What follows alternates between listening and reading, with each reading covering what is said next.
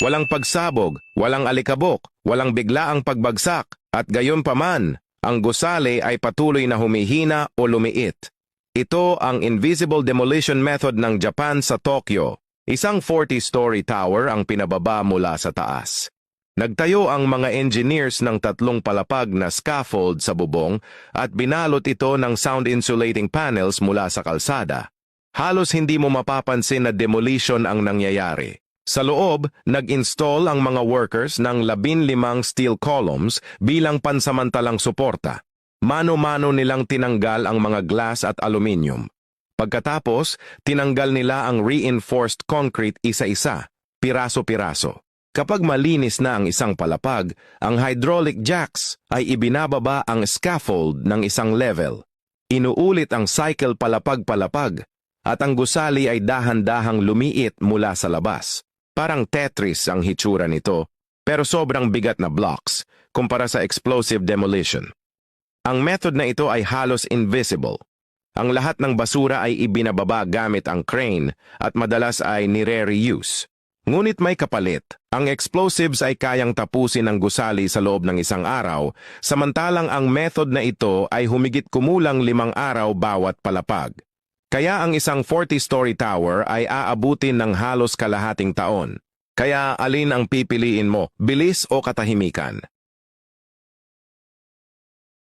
Kapag bahagyang binaluktot mo ang librong ito, biglang lalabas ang isang painting sa gilid. Hindi ito panlilin lang. Gawa ito ng isang Italianong artista na nagpipinta sa gilid ng mga libro para sa mga custom na order. Simple lang ang proseso. Liha. Pataguhin ang mga gilid ng libro. Pagkatapos bahagyang buksan ang mga pahina at iklamp sa lugar. Direktang pinturahan ang nakalantad na gilid gamit ang watercolor. At kapag tapos na yon, tapusin ang libro gamit ang gilded na gilid, kadalasan ay ginto. Minsan iba pang kulay. Kapag nakasara na ang libro, mawawala ang painting at mananatili lang ang malinis na gintong gilid. Baluktutin mo uli ang libro at bumabalik ang imahe. Iyon ang sikreto. Hindi ka tinitingnan ng isang pahina lang, kundi daan-daang gilid ng pahina na nagsasama-sama para maging isang larawan. Kung may hindi gusto ng nakatagong effect, pwede namang laktawan ng ginto. At ang nakasarang libro ay nagiging isang nakikitang painting. Sa halip, mukhang simple lang, pero kahit maliit na galaw, nagbabago ang lahat sa shelf. Isa lang itong libro pero kung alam mo ang galaw, may nakatagong sining sa loob. Bibili ka ba talaga ng librong may ganitong nakatagong sining? Bakit itinuturing ang Japan bilang pinakamataas na pamantayan ng pandaigdigang industrial na pagmamanupaktura? Panoorin kung paano piniforge ang isang engine connecting rod at mauunawaan mo. Nagsisimula ang proseso sa mismong die, kung saan ang isang napakalaking block ng mataas na kalidad na tool steel na may bigat na halos 2 tonelada ay inilalagay sa isang precision machining platform. Ito ay maingat na ina-align at minamachine gamit ang mga espesyal na cutting tool hanggang sa mabuo ang isang kumpletong forging die na may napakahigpit na tolerances. Kasabay nito, inihahanda ang hilaw na material para sa piyesa. Isang solidong steel billet ang pinuputol sa tamang sukat at inililipat sa forging area kung saan ito ay pinapainit hanggang sa ang metal ay maging ganap na malambot at madaling hubugin, habang ito ay kumikislap sa sobrang init. Pagkatapos, ang billet ay binibigyan ng paunang hugis sa pamamagitan ng unang pagmamartilyo upang maitatag ang pangunahing anyo nito. Muli itong pinapainit at inilalagay sa tapos na die at doon ay sinasailalim sa isang 8 toneladang forging hammer.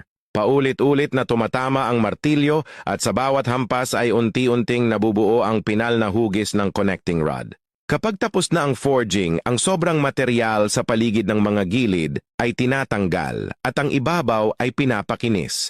At ganun lang, ang isang forged engine connecting rod ay nabubuo. Pagkatapos ng forging, inaasahan itong makatiis ng milyon-milyong load cycles sa loob ng isang umaandar na makina. Pagkakatiwalaan mo ba ang ganitong piyesa na ilagay sa loob ng iyong makina? At maniniwala ka ba na sa ganito kaliit na bangka, pwede kang maging bilyonaryo? Ang tawag dito ay suction gold dredge.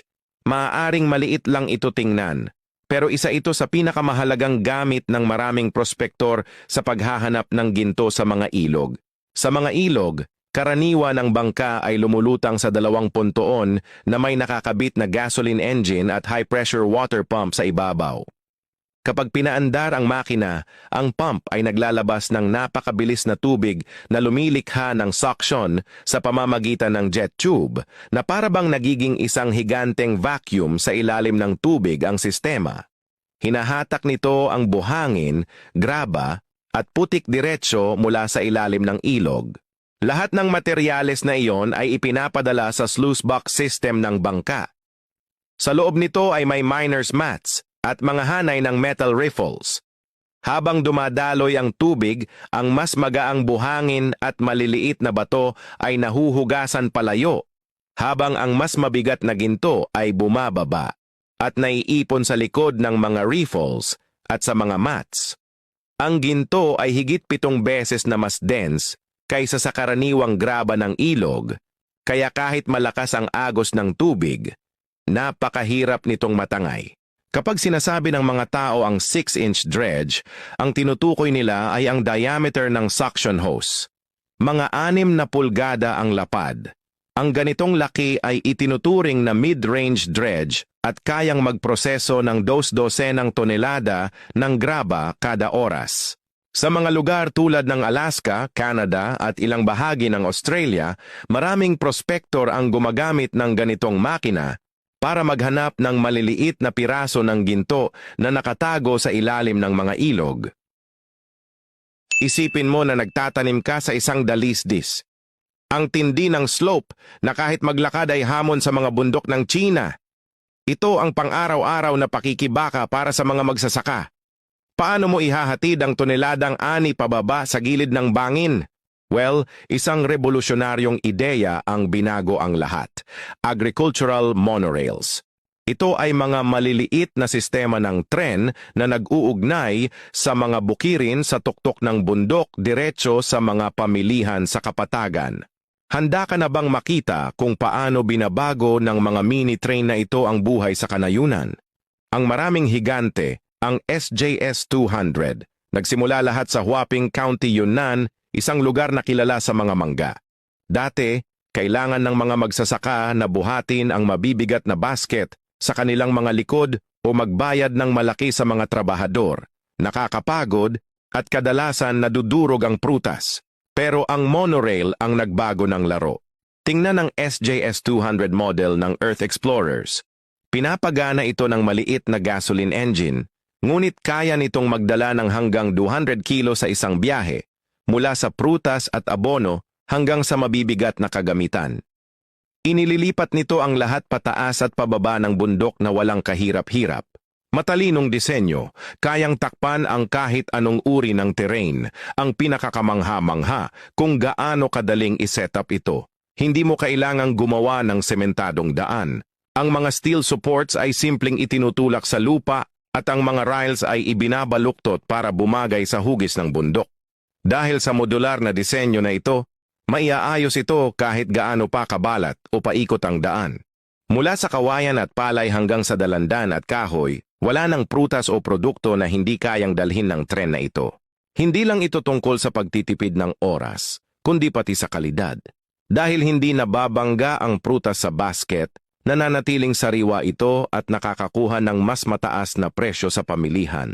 Ang teknolohiyang ito ay lumilikha rin ng bagong trabaho para sa mga tekniko at maintenance staff sa mga kanayunan. Pero ang pinakamalaking epekto ay panlipunan. Hindi na kailangang lisanin ng mga kabataan ang kanilang mga baryo para maghanap ng trabaho sa lungsod. Ngayon, dumarating ang oportunidad direkta sa kanila sa kahabaan ng riles ng mga maliliit na tren sa ulap. Ayon sa mga lokal na tagapagtayo, walang terrain na masyadong matindi. Kung may determinasyon ka at tamang teknolohiya, ang mga monorail na ito ay nagdadala hindi lang ng prutas, kundi ng pag-asa at progreso sa pinakamataas na tuktok. Iyan ang kwento natin para sa araw na ito.